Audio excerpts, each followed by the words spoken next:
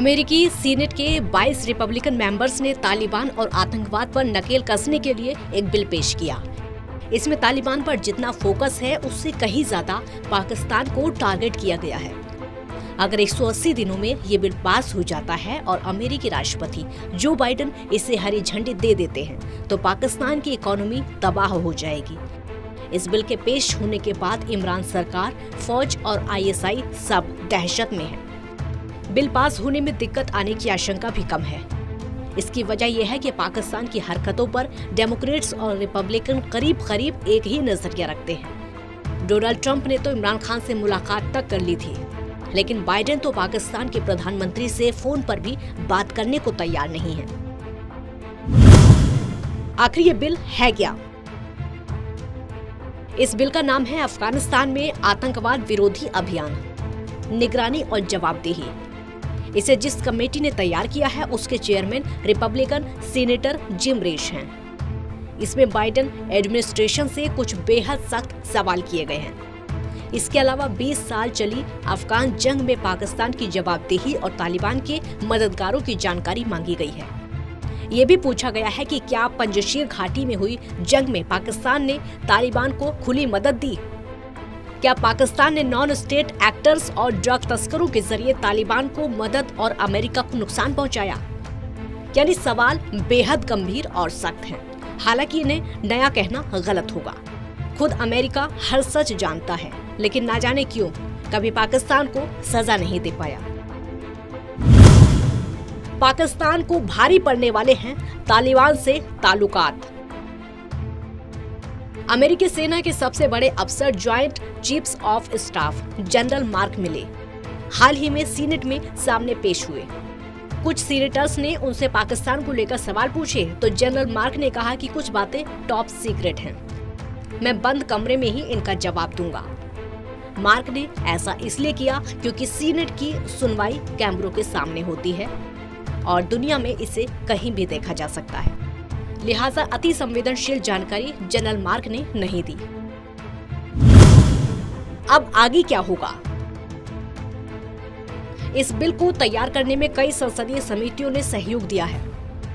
अमेरिकी रक्षा मंत्री, विदेश मंत्री और खुफिया एजेंसियां 180 दिन में तमाम जानकारी इस कमेटी को मुहैया कराएंगी। इन पर उच्च स्तर पर विचार और बहस होगी। इसके बाद कानून को अंतरिम रूप दिया जाएगा।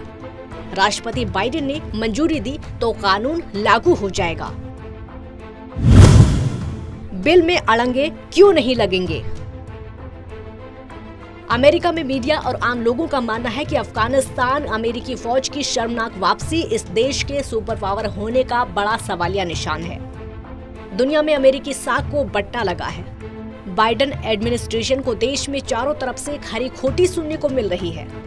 अमेरिकी संसद और आम लोगों के जहन में ये बात मौजूद है कि पाकिस्तान की वजह से ही तालिबान ने हुकूमत पर कब्जा किया और वो ही अब इस सरकार को मान्यता दिलाने के लिए दिन रात एक कर रहा है।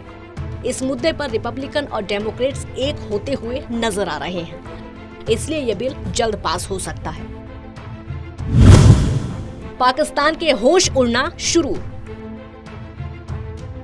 जैसे ही ये बिल सीनेट में पेश हुआ, पाकिस्तान में दहशत फैल गई। इमरान सरकार में मंत्री शिरीन मजारी ने सोशल मीडिया पर कहा कि हमने 20 साल अमेरिका और नाटो का साथ दिया, हमें फिर बलि का बकरा क्यों बनाया जा रहा है?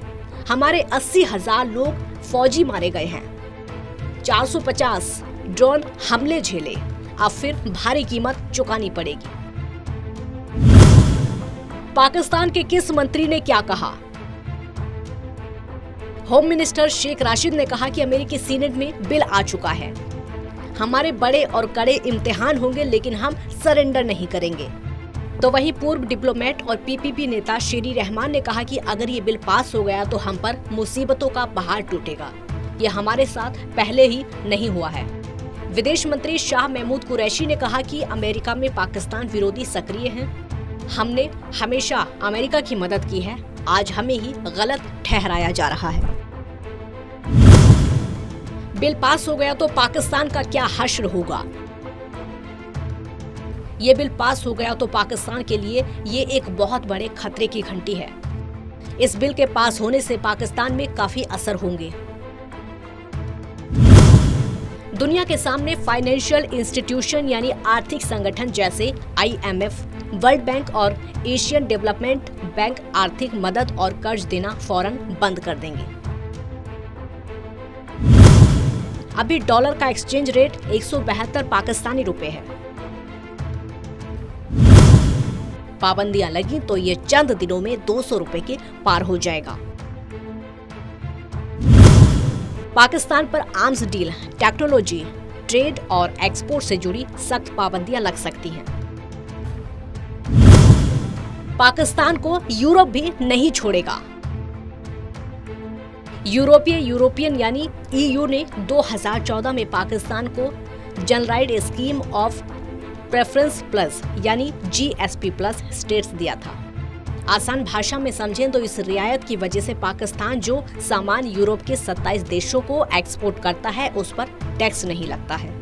तालिबान और अफगानिस्तान में पाकिस्तान की धोखेबाजी को लेकर यूरोपीय यूनियन यानी EU ने 2014 में पाकिस्तान को generalised scheme of preferences plus यानी GSP प्लस स्टेटस दिया था। आसान भाषा में समझें तो इस रियायत की वजह से पाकिस्तान जो सामान यूरोप के 27 देशों को एक्सपोर्ट करता है उस पर टैक्स नहीं लगता। तालिबान और अफगानिस्तान में पाकिस्तान की धोखेबाजी को लेकर यूरोपीय यूनियन भी पाकिस्तान से सख्त खफा है। मई में EU ने इस स्टेट की समीक्षा की थी। अब वो ये सुविधा छीन सकता है। अगर ऐसा हुआ तो पाकिस्तान को लाखों डॉलर टैक्स देना होगा। पाकिस्तान के कुल निर्यात का 45% EU को ही जाता है।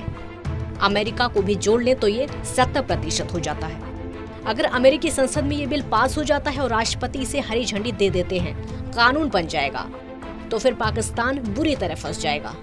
बहरहाल अब देखना होगा कि बाइडेन प्रशासन क्या इस बिल को पास करता है या फिर पाकिस्तान बच निकलने में कामयाब हो जाता है। Special desk, total news.